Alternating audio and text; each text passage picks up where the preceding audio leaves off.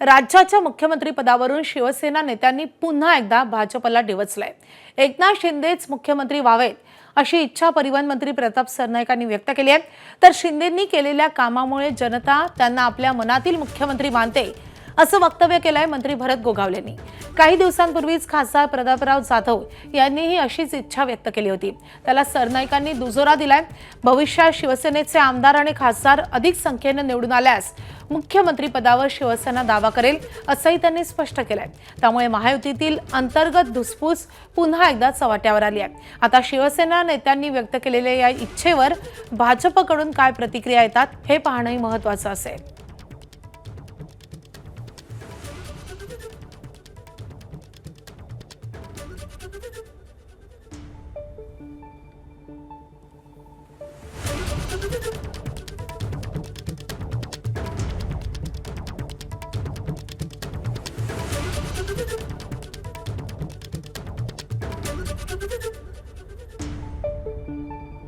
प्रतापराव जाधव असू द्या किंवा प्रतापराव सरनाईक असू द्या, मुख्यमंत्री म्हणून एकनाथ शिंदे व्हावेत ही आमची शिवसैनिक म्हणून प्रामाणिक इच्छा सगळ्यांची आहे।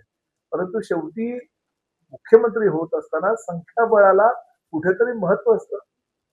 भारतीय जनता पक्ष, राष्ट्रवादी आणि शिवसेनेची ही महायुती राज्यामध्ये सत्तेवर आहे आणि संख्याबळ भारतीय जनता पक्षाकडे जास्त असल्या कारणानं भारतीय जनता पक्षाचा मुख्यमंत्री आहे।